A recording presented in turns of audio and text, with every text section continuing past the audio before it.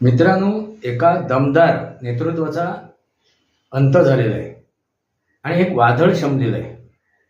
मी कोणाबद्दल बोलतोय तर अजितदादा पवार यांच्याबद्दल. मनाला एक चटका लावून गेलेले ह्याबद्दलच आज आपण चर्चा करणार आहोत. नमस्कार मित्रांनो, वंदे मातरम. वास्तवावर बोलू काहीतरी माझ्या शृंखलेमध्ये पुन्हा एकदा आपलं स्वागत. मी आपला मित्र राजेश वासंती सावाजी तुळसकर. मित्रांनो, आज जो विषय मी तुमच्यासमोर मांडतोय, बोलायची इच्छा नाहीये, शब्द नाहीयेत, मनाला एक चटका लावून गेलेली गोष्ट आहे.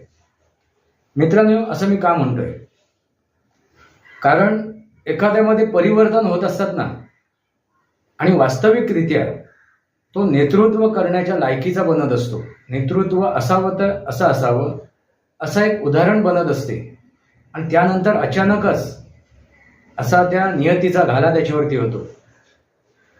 अचानकच तो आपल्यामधून निघून जातो, एक्झिट होतो. ही गोष्ट अकल्पनीय आहे.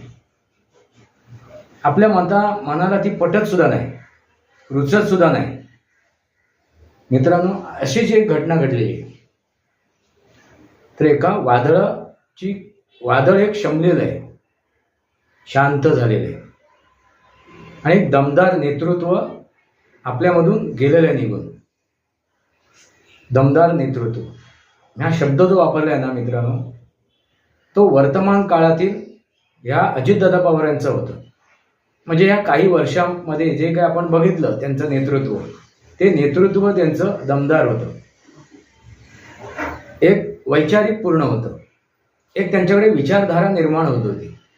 आणि ह्यापूर्वी जे त्यांचं राजकारण होतं, नेतृत्व होतं, राजकीय शैली होती, ती शरद पवार यांच्या छायेखालची होती, त्यांच्या पंखाखालची होती. त्यामुळे ते कुठेतरी आपल्या विचारांशी तडजोड करत होते असं दिसत होतं, कुठेतरी राखून बोलत होते.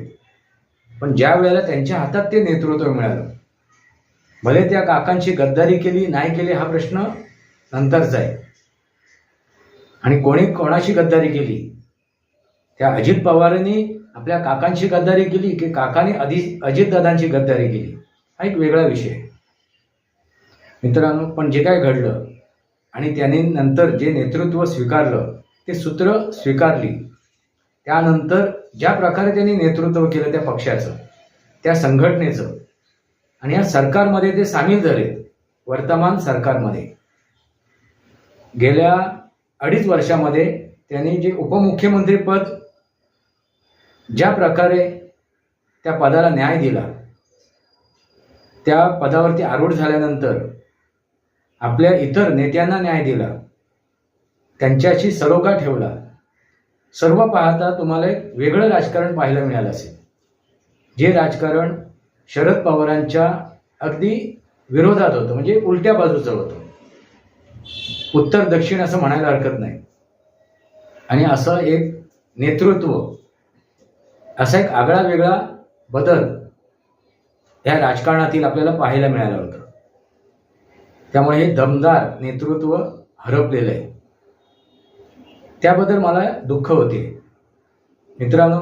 यापूर्वी जे काय त्यांचा बोलघेवडेपणा होता, काही बोलून जायचं, पटकन बोलून जायचं, विचार न करता बोलून जायचं, त्याच्याबद्दल त्यांनी अनेक वेळा त्याच्याबद्दल चर्चा सुद्धा केलेली आहे. अगदी ते धरणाबद्दल, जे काय धरणामध्ये जो काय विषय केला होता त्यांनी, त्याच्याबद्दल त्यांनी माफी सुद्धा मागितली, आणि त्या विषयावरती त्यांनी अनेक वेळा आपण हा बोलघेवडेपणा आपल्याला कसा नडलाय हे त्यांनी सांगितलं होतं, आणि ते मान्य केलं त्यांनी. आपण चुकीचं वागत होतो, चुकीच्या प्रकारे आपलं वक्तव्य करत होतो. आणि त्यानंतर त्यांच्या त्या राजकारणामध्ये, राजकीय प्रवासामध्ये त्यांनी आपल्यामध्ये आणलेलं आमूलाग्र बदल होता. हा बघता ते नेतृत्व आता ह्या महाराष्ट्राला हवं होतं. मग ते राष्ट्रवादी पक्षाचे नेते होते, भाजपाच्या विरोधात सुद्धा लढलेत, आणि आता भाजपासोबत सुद्धा त्यांनी मैत्रीपूर्ण लढत सुद्धा केली पुण्यामध्ये आणि इतर ठिकाणी सुद्धा, आणि त्या सरकारमध्ये सुद्धा आहेत ते. असं त्यांनी अगदी काय म्हणतात अष्टपैलू कामगिरी सुद्धा केली होती. असं करत असताना त्यांचं जाणं मनाला चटका लावून झालेलं आहे. मित्रांनो, ही बातमी ऐकली आणि मी एकदम सुन्न झालो. मला थोडीशी त्याची कल्पना होती ज्योतिषशास्त्राच्या माध्यमातून. मला ते वाटत होतं काहीतरी असं अघटित घडणार आहे. आणि नक्की असं काय घडणार आहे, आज काहीतरी अघटित घडेल अशी मला त्याची जाणीव होत होती. भारतामध्ये असा एखादं अशी घटना घडणारी आहे की ती मनाला चटका लावून जाईल. वाटलं नव्हतं ते महाराष्ट्रातच घडेल.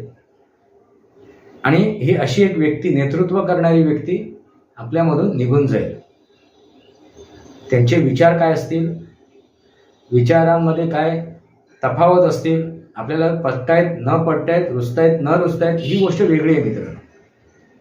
पण त्यांच्यामधला झालेला तो आमूलाग्र बदल हा खूप महत्त्वाचा होता. असं म्हणा ना तुम्ही की वाल्याचा वाल्मिकी बनला, असंही म्हणायला हरकत नाही. कारण ज्यांच्या छत्रछायेखाली होते अशा त्या वाल्याबरोबर, समजून जा तुम्ही मित्र, त्यांच्या छत्रछायामधून, अशा त्या शकुनी मामाच्या छत्रछायातून ते ज्यावेळी बाहेर पडलेत त्यावेळी ते वाल्याचे वाल्मिकी सुद्धा झाले होते. त्यांच्यावरती अनेक आरोप वगैरे होते. भ्रष्टाचाराचाही आरोप होता. पुढे जाऊन त्याच्यात काय तथ्य आहे की नाही याचाही उलगडा होणार होता. असो मित्रांनो, पण एक दमदार नेतृत्व हरपलेलं आहे. आपण त्यापासून आपल्याला म्हणजे महाराष्ट्र मुकला आहे आता त्या नेतृत्वापासून. मित्रांनो, मी कोणाचाही विरोधक नाही आहे आणि कोणाचा समर्थकही नाही आहे. समर्थन कशाचं, तर त्याच्या काय म्हणतात लोक उपयोगी किंवा राष्ट्र उपयोगी अशी जे तो कार्य करतोय, असे काय तो योजना करतोय, अशा काय तो लोकप्रतिनिधी म्हणून कार्य करतोय, त्याचं समर्थन आहे. म्हणजे लोकशाहीच्या जर नजरेतून बघितलं आणि लोकांनी केलेल्या राज्यासाठी तो लोकप्रतिनिधी धडपडतोय, काहीतरी करण्याचा प्रयत्न करतोय, काहीतरी साध्य करण्याचा प्रयत्न करतोय, असंच मी समर्थन करतो. त्यामुळे ना की मी अजितदादांचा विरोधक आहे किंवा समर्थक आहे, ना की मी शरद पवारांचा समर्थक आहे किंवा त्यांचा विरोधक आहे. तसंच देवेंद्र फडणवीस आले, तसेच नरेंद्र मोदीजी सुद्धा आले.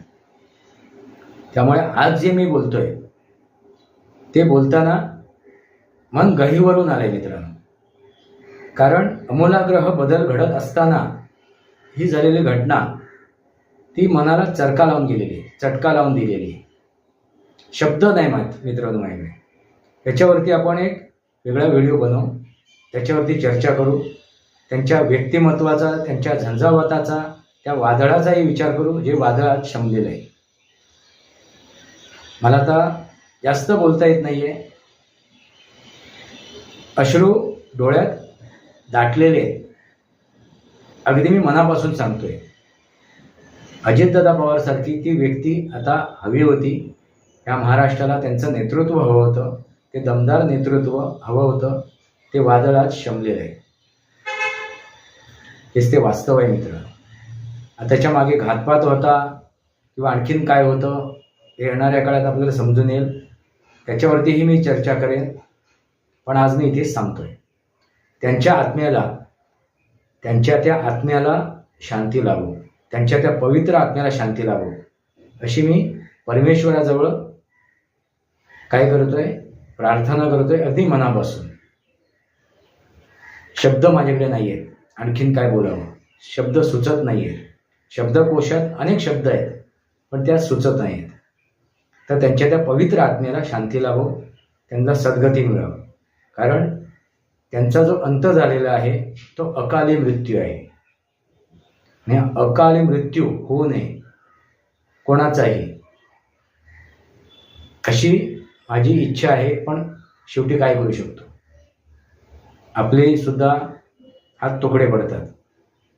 असो मित्रांनो, त्याच्यावर ही चर्चा करू, त्या अकाली मृत्यूवरती सुद्धा. हे वास्तव समजून घेणं गरजेचं आहे. वास्तवावर बोलू काहीतरी. वास्तवावर बोलू काहीतरी या माझ्या शृंखलेला सबस्क्राईब करा, बेल आयकॉन दाबा. माझे विचार पडत असेल लाईक करा, आपले विचार कमेंट बॉक्समध्ये मांडा. तुर्तास इतकंच. भारत माता की जय. वंदे मातरम. जय भारत, जय महाराष्ट्र, जय सनातन.